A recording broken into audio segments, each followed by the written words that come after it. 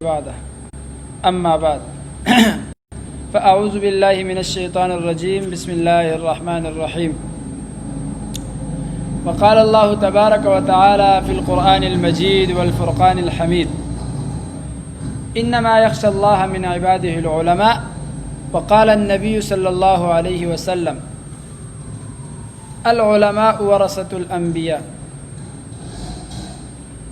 صدق اللہ العظیم وصدق رسوله النبی الأمی الکریم ونحن على ذلك لمن الشاہدین والشاکرین والحمد للہ رب العالمین۔ میرا انتہائی واجب الاحترام، قابل صد احترام، معزز محترم، آج میں آپ حضرات کے سامنے حاضر ہوا ہوں ایک انتہائی اہم موضوع اور وقت کی ضرورت لے کر۔ موضوع کیا ہے کہ علماء کرام میرے اور آپ کے محبوب پیغمبر جناب محمد الرسول اللہ صلی اللہ علیہ وسلم کے وارث ہیں، جس کے بارے میں آقا مدنی کریم صلی اللہ علیہ وسلم نے یوں فرمایا العلماء ورثۃ الانبیاء، علماء کرام انبیاء کے وارث ہیں۔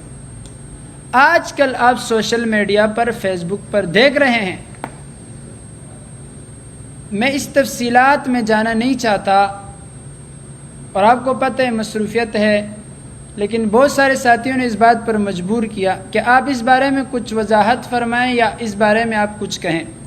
جیسے کہ جن حضرات نے مناظر اسلام حضرت مولانا ڈاکٹر منظور مینگل صاحب دامت برکاتہم العالیہ نے گزشتہ دنوں میں جو بیان دیا ہے آزادی مارچ میں، مبلغ اسلام حضرت مولانا طارق جمیل صاحب دامت برکاتہم العالیہ، لوگ کہتے ہیں کہ انہوں نے ان کے بارے میں کیسے الفاظ کہیں، حضرت نے ان کو گالیاں دی ہیں، حضرت نے ان کے بارے میں غلط زبان استعمال کی ہے۔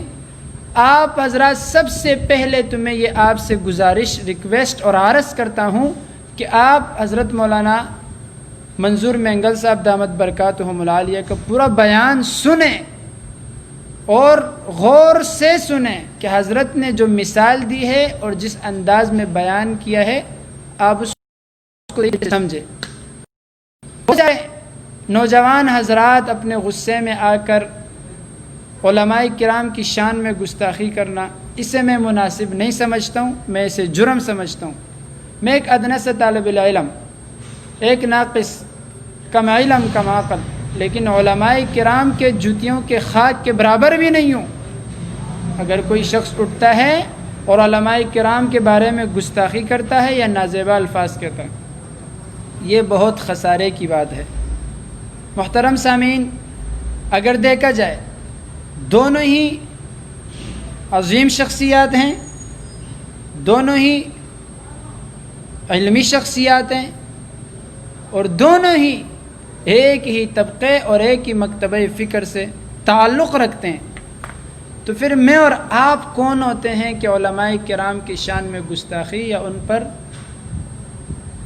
ایسی قسم کی باتیں ان کے بارے میں کہیں؟ اب حضرت نے جس انداز میں بیان کیا ہے، حضرت نے جس طریقے سے بیان کیا ہے، اب حضرت حیات ہیں، اللہ ان کی زندگی میں، عمر میں، علم میں اور اضافہ فرمائے، تو اگر ان سے آپ سوال کریں، ان سے پوچھیں، وہ آپ کو جواب بھی دیں گے۔ لیکن یہ کرنا کہ ان کے خلاف ویڈیو بنانا، اسے سوشل میڈیا پر چلانا اور ان کو گندے القابات یا مختلف آپ لوگوں نے دیکھے ہوں گے، تو یہ بہت غلط طریقہ ہے، کیونکہ میرے محبوب پیغمبر نے فرمایا العلماء ورثۃ الانبیاء۔ ایک بات۔ دوسری بات یہ ہے کہ ایک طرف حضرت مولانا منظور مینگل صاحب دامت برکاتہم العالیہ ہیں، وہ ہمارے مناظر اسلام ہے، اور دوسری طرف حضرت مولانا طارق جمیل صاحب دامت برکاتہم العالیہ، ان کی بہت بڑی خدمات ہیں، سر انجام دے رہے ہیں، وہ مبلغ اسلام ہیں۔ دونوں ہی ہمارے سروں کے تاج ہیں، دونوں ہی ہمارے لیے قابل فخر ہیں۔ تو اللہ تبارک و تعالی ہمیں ہدایت نصیب فرمائے، اور علماء کرام کی شان میں گستاخی کرنے سے آپ ان کا کچھ نہیں بگاڑ سکتے ہیں۔ اللہ نے ان کو جو عزت دی ہے، جو مقام، جو مرتبہ دیا ہے، وہ دیا ہے۔ لیکن آپ اپنے کم ظرفی کو استعمال مت کریں، اپنے کم ظرفی کو سامنے مت لائیں۔ جو حضرات اپنے غصے اور طیش کو ان کے اوپر نکال رہے ہیں یہ غلط اور ناجائز طریقہ ہے۔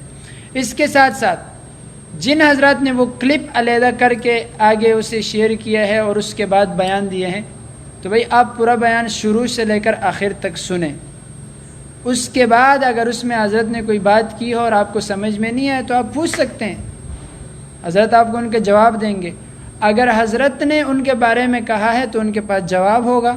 میں اور آپ کون ہوتے ہیں؟ وہ دونوں ایک دوسرے کو صحیح طریقے سے جانتے ہیں، اچھی طریقے سے ایک دوسرے کے ساتھ تعلق ہے، رابطے ہیں، تو لہٰذا ہم علمی شخصیات کے بارے میں اور ان کے بیچ میں ٹانگ اڑانے کی ہرگز کوشش نہ کریں۔ جن حضرات نے ایسی حرکات کی ہیں وہ اللہ سے توبہ کریں اور علماء کرام کی عزت کریں، کیونکہ انہی علماء کرام کے صدقے سے، ان کی محنت اور کوششوں سے آج ہی ہمارا ملک آباد ہے، ہمارا اسلام ہمیں ان کی وجہ سے آج تک صحیح طریقہ کار۔ اگر آپ کو ہماری ویڈیو پسند آئی تو اس کو لائک کریں اور چینل کو سبسکرائب کریں اور کمنٹ سیکشن میں اپنے قیمتی رائے کا اظہار کریں۔ جزاک اللہ۔